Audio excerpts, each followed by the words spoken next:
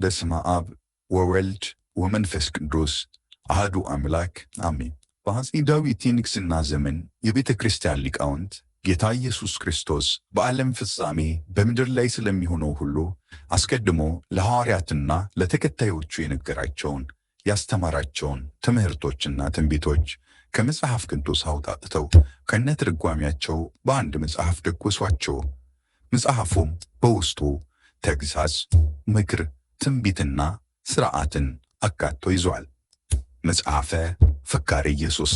ሰላም የአክሱም ቲዩብ ቤተሰቦች፣ በዛሬው ዝግጅታችን መጽሐፍ ቅዱሳዊውን ፍካሬ ኢየሱስንና ዜናሁ ለእግዚእነ የተሰኘውን የመምህር ሲሳይን መጽሐፍ አብነት አድርገን ስለ መጨረሻው ዘመን ጥቂት ልንላችሁ ወደድን። አብራችሁን ቆዩ። ጌታችን መድኃኒታችን ኢየሱስ ክርስቶስ ስለሚመጣው ነገር አስቀድሞ ለሐዋርያት የተናገረውን በአፄ ዳዊት ዘመነ መንግሥት ሊቃውንተ ቤተ ክርስቲያን ምእመኑ እንዲረዱና ራሳቸውን እንዲጠብቁ ለብቻ ለይተው ፍካሬ ኢየሱስ ብለው አስቀምጠውታል። ጌታ ሐዋርያትን በደብረ ዘይት ሰብስቧቸው ሳለ በኋለኛው ዘመን በሚመጣው ትውልድ የሚደረገው ምልክቱ ምንድን ነው? እስኪ ንገረን ብለው ጌታችንን ለመኑት። ጌታም መለሰላቸው፣ ወዳጆቼ ሆይ በኋለኛው ዘመን ለሚመጣው ክፋት ምልክት ጅራታማ ኮከብ ይፈጠራል። ያን ጊዜ በየሀገሩ ጭንቅ ይሆናል። ሹም ከሹም ንጉሥ ከንጉሥ ይጣላል። በረዶና ድንጋይ፣ እሳትና ዲን፣ አመድም ይዘንማል። በዚያን ጊዜ እኔ ክርስቶስ ነኝ በማለት በስሜ ይመጣሉ፣ ብዙዎችንም ያስታሉ። ጦርነትም በየአህጉሩ ይነሳል። ይህ ሊሆን ግድ አለውና ተጠበቁ። ዳሩ ግን መጨረሻው ገና ነው። ሕዝብ በሕዝብ ላይ መንግሥትም በመንግሥት ላይ ይነሳል። ረሃብ፣ ቸነፈር፣ የምድር መናወጥ በልዩ ልዩ ስፍራ ይሆናል። እነዚህም ሁሉ የምጥ መጀመሪያ ናቸው። በዚያን ጊዜ ብዙ ሰዎች ይሰነካከላሉ፣ እርስ በርሳቸው ለሞት አሳልፈው ይሰጣጣሉ። ከአመፅና ከትዕቢት ከተንኮል የተነሳ በሰዎች መካከል ፍቅር ትጠፋለች። መተማመን አይኖርም። አንዱ አንዱን እንደ አውሬ ይመለከተዋል። ለአሕዛብ ምስክር ይሆንባቸው ዘንድ ይህ የመንግሥት ወንጌል በዓለም ሁሉ ይሰበካል። በዚያን ጊዜ መጨረሻው ይመጣል። እናንተ ግን ተጠንቅቃችሁ ጠብቁ አላቸው። በዚያን ጊዜ ዓለም ከተፈጠረ ጀምሮ እስከ ዛሬ ድረስ ያልሆነ ከእንግዲህም ከቶ የማይሆን ታላቅ መከራ ይሆናል። በዚያም ወራት ላሉ ለርጉዞችና ነፍሰ ጡሮች እንዲሁም ለመጫቶችና ለሚያጠቡ ሁሉ ወዮላቸው። እነዚያ ቀኖችስ ስለ ደጋጎችና ስለ ተመረጡ ሰዎች ባይፈጠሩ ኖሮ ሥጋ የለበሰ ሁሉ አንዳችም ባልዳነ ነበር። እንግዲህ ሽሽታችሁ በክረምት እንዳይሆን በሰንበትም እንዳይሆን ተግታችሁ ጸልዩ። ምሳሌውን ከበለሲቱ ተማሩ። ጫፏ ሲያቆጠቁጥ ቅጠሉም ሲለመልም በዚያን ጊዜ ጊዜው እንደቀረበ ትረዳላችሁ። እንዲሁም ደግሞ እናንተ ይህን ሁሉ ስታዩ በደጅ እንደደረሰ ወቁ። እውነት እላችኋለሁ ሰማይና ምድር ያልፋሉ፣ ቃሌ ግን አያልፍም። ስለዚያች ቀንና ስለዚያችም ሰዓት ግን ከአባት ብቻ በቀር የሰማይ መላእክትም ልጅም ቢሆን የሚያውቅ የለም።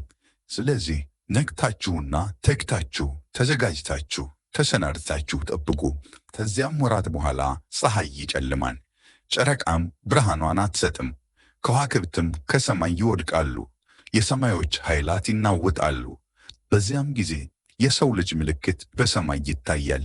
የምድር ወገኖች ሁሉ ዋይ ዋይ ይላሉ። የሰው ልጅንም በታላቅ ኃይልና በብዙ ክብር በሰማይ ደመና ሲመጣ ያዩታል። መላእክቱንም ከታላቅ የመለከት ድምፅ ጋር ይልካቸዋል። በዚያን ጊዜ ከአመፅና ከተንኮል የተነሳ በምድር ላለ ሁሉ ይቅርታ የለም፣ የኔን ገናንነት አላወቁምና። ነገር ግን ወደ እኔ ቢመለሱ ንስሐ ቢገቡ እኔም ይቅር እላቸዋለሁ። ወደ እኔ ግን ባይመለሱ እኔም ፊቴን ከእነርሱ መልሳለሁ።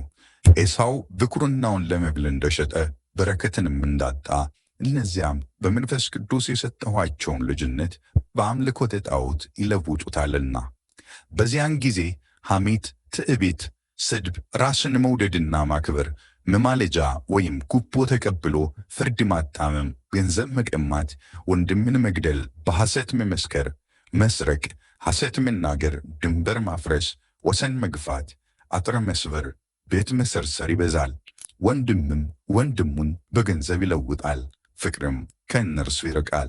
በዚያን ጊዜ ሴቶች ለባሎቻቸው አይታዘዙም፣ ባሮች ለጌቶቻቸው አይገዙም።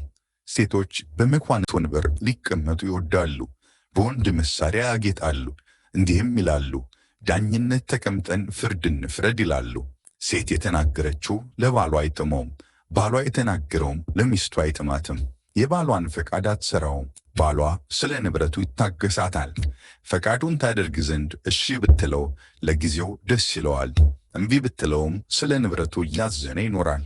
በዚያን ጊዜ ከሀብታቸውና ከብልጽግናቸው የተነሳ የእግዚአብሔርን መኖር ይዘነጋሉ።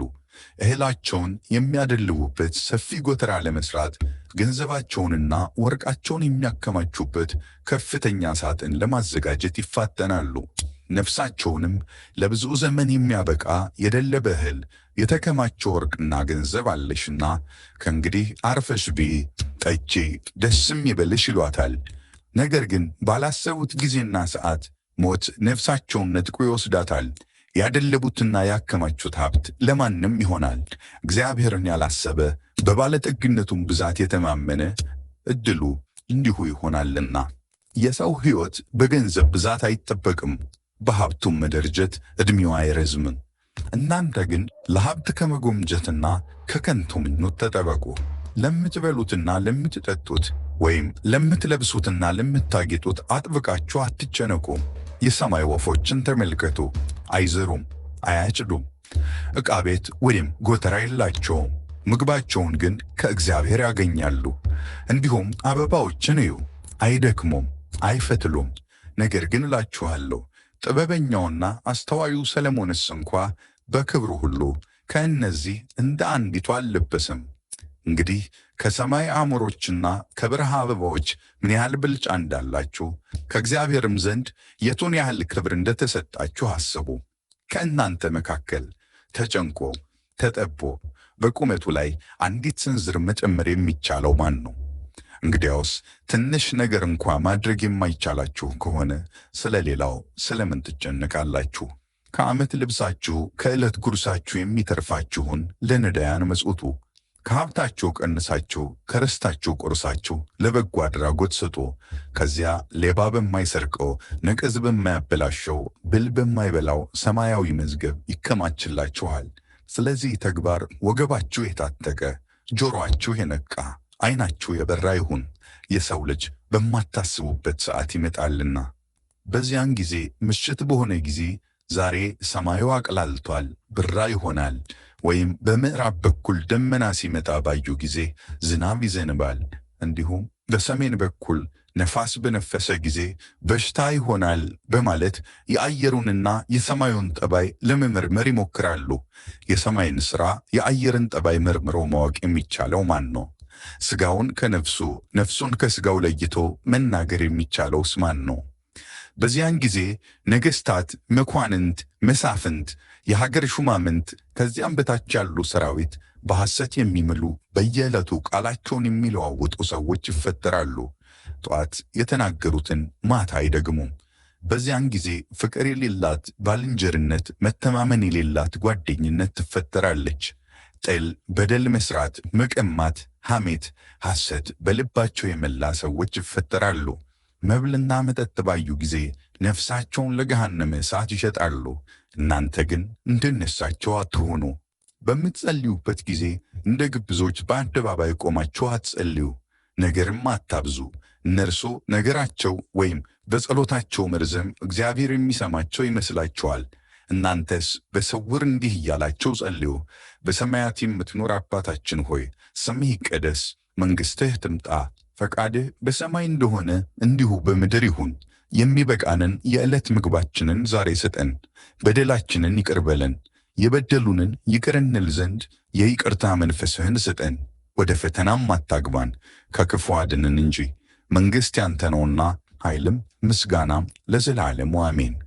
በዚያን ጊዜ የአንዱ መንግሥት ሀገር የሌላውን መንግሥት ሀገር በውኑ ባንቺ ዘንድ ደግ ሰው ወይም በእውነት የሚሠራ አለ ወይ ብላ ትጠይቃለች።